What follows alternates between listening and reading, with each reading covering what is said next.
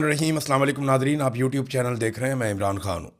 Nadreen, आपको याद होगा इमरान खान ने एक स्टेटमेंट दिया था और उन्होंने कहा था कि अगर मैं अकेला भी रह गया तो मैं लड़ूंगा, मैं आखिरी सांस तक लड़ूंगा।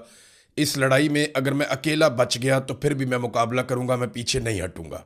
ये इमरान खान ने क्यों कहा था? आप गौर कीजिए, पाकिस्तान में बहुत सारे सियासतदान गुजरे हैं। ये बात कभी आपने बेनज़ीर भुट्टो के मुंह से नहीं सुनी, जरदारी के मुंह से नहीं सुनी, नवाज शरीफ के मुंह से नहीं सुनी, क्योंकि उन सब की लड़ाई सियासी थी। वो सारे ये जानते थे कि पब्लिक उनके साथ होगी तो वो लड़ाई लड़ेंगे। इमरान खान की जो लड़ाई है वो एक बड़े मकसद के लिए है।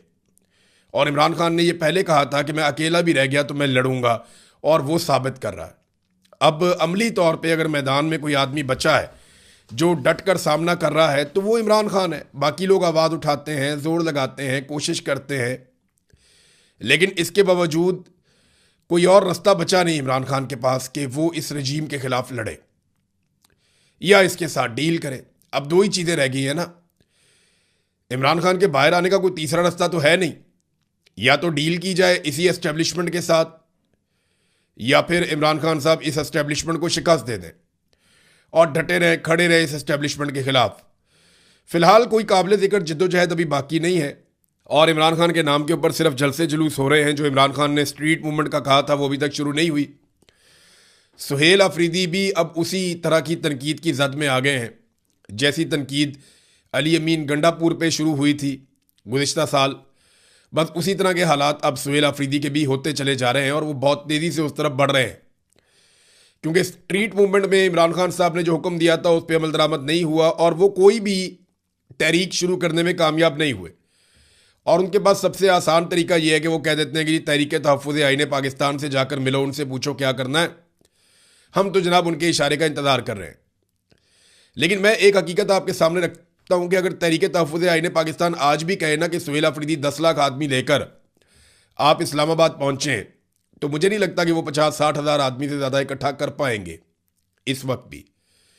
उसकी वजह यह है कि वो मोमेंटम जो गलियों में बनना था, चौक चौराहों में बनना था, वो मोमेंटम खैबर पख्तूनख्वा की लेवल तक भी पाकिस्तान तहरीक इंसाफ नहीं बना पाई। हाँ, जलसे हैं, तहरीक इंसाफ सबसे बड़े जलसे कर सकती है, माजी में भी करती रही है, इमरान खान के नाम पे लोग निकलते हैं। लेकिन जिस स्ट्रीट मूवमेंट का इमरान खान ने कहा था वो नहीं है ना। देखिए, इसीलिए अब मुराद सईद जैसा आदमी जिसने काफ़ी अपने आप को होल्ड करके रखा, वो बोलने पर मजबूर हो गया। मुराद सईद ने साफ बताना शुरू कर दिया। और कर्नल वाला जो वाकया मुराद सईद ने बताया कि कर्नल को जाकर कहते हैं कि इमरान खान ने तो बाहर आना नहीं, मुराद सईद तो पागल है, ये तो जिस दिन आएगा मारा जाएगा। ये मुराद सईद का एक बहुत करीबी आदमी है जिसने जाकर ये कर्नल से बात की। तो ये जो सुहेल अफरीदी की खैबर पख्तूनख्वा हुकूमत है वो अब वैसी नहीं है जिस मिशन के साथ उसको बनाया गया था, या कम से कम इस वक्त वो नहीं कर रही जो उनसे तवक्को की जा रही थी पाकिस्तान तहरीक इंसाफ की जानिब से या इमरान खान की जानिब से। लेकिन फिर भी क्योंकि ये हुकूमत इमरान खान ने बनाई है, इस हुकूमत को चलना भी है और इस हुकूमत के साथ गुजारा भी करना पड़ेगा, तो अभी तो हालात इसी तरह रहेंगे।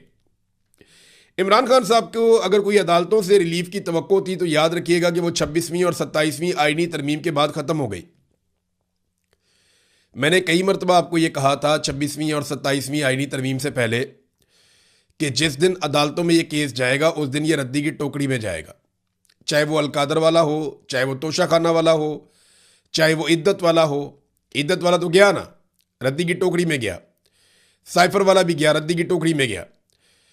लेकिन ये बड़े बड़े मुकदमात जो ख़त्म हुए रद्दी की टोकरी में गए, ये 26वीं और 27वीं आईनी तरमीम से पहले गए। 26वीं और 27वीं आईनी तरमीम के बाद जो अदलिया के साथ कर दिया गया, यानी 6 ऐसे जजेस थे जिन्होंने कहा कि पाकिस्तान की एजेंसियां हमें तंग कर रही हैं, हरासा कर रही हैं। 3 को ज़बरदस्ती ट्रांसफ़र कर दिया, 1 को नौकरी से निकाल दिया, 1 पे रेफरेंस है और 1 ने माफ़ी तलाफ़ी कर ली।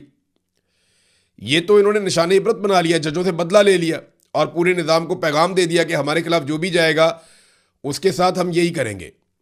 और ये सिलसिला रुक नहीं रहा। इमरान खान इस अदलिया के ज़रिए कभी बाहर नहीं आ सकता जब तक कि एस्टेब्लिशमेंट को दीवार के साथ नहीं लगाया जाएगा। अगर एस्टेब्लिशमेंट पीछे हटेगी तो इमरान खान की रिहाई होगी। दो ही सूरतें, या तो एस्टेब्लिशमेंट को दीवार के साथ लगाना पड़ेगा, उन्हें मजबूर करना पड़ेगा कि वो पीछे हट जाएं, उन पर दबाव डालना पड़ेगा, और दूसरा रास्ता यह है कि एस्टेब्लिशमेंट के मुतालबात मानकर इक़्तिदार ले लिया जाए और इज्जत हमेशा के लिए गंवा ली जाए। दूसरा आसान रास्ता ये है। नाज़रीन, इमरान खान साहब ने जब रजीम चेंज ऑपरेशन हुआ था तो तब एक और बात भी कही थी और आज वो बात सच साबित हो रही है। इमरान खान ने जब शहबाज शरीफ को वज़ीर आज़म मुसल्लत किया गया ना, तो इमरान खान ने तारीखी बात कही थी। उन्होंने कहा था कि अब इस मुसल्लत शुदा निज़ाम को हज़म करने के लिए हर इदारे को तबाह किया जाएगा, क्योंकि अवाम इसे कबूल नहीं करेगी और फिर इदारों को तबाह करके ये हर चीज़ को अपनी मर्ज़ी के मुताबिक बनाएंगे। अब नतीजा आपके सामने है। पाकिस्तान का जो सबसे बड़ा इदारा माना जाता था, पाकिस्तान की मिलिट्री, उसको भी तबाह बर्बाद कर दिया गया। जिस तरीके से आर्मी चीफ की एक्सटेंशन का तरीकाकार बदल दिया गया, जिस तरीके से उन्हें ताहयात इस्तिस्ना दे दिया गया, जिस तरीके से उसको सियासत के अंदर इन्वॉल्व कर दिया गया, और अब तो बड़े फ़ख्र से सीना ठोक कर कहा जाता है कि हाइब्रिड निज़ाम चल रहा है, जर्नैल और सियासतदान मिलकर मुल्क को चला रहे हैं। इमरान खान ने जो कहा था वो हमने होता हुआ देखा, अदलिया के साथ, पुलिस के साथ, ब्यूरोक्रेसी के साथ। तो तमाम जगह पे हमने वो तबाही अपनी आंखों से देखी। पीआईए जैसा इदारा जो है, इन्होंने ओने पोने बेच दिया। तो क्योंकि ये तब्दीली बड़ी खौफनाक थी, इस रजीम को मुसल्लत किया गया था, और क्योंकि ये हज़म नहीं हो रहा था किसी को, तो उसे हज़म करने के लिए इमरान खान ने जो जो कहा वो हमने अब होता हुआ देखा। देखिए, ये अवाम से बदला भी लेते हैं, अवाम का मजाक उड़ाते हैं, फिर इंजॉय भी करते हैं।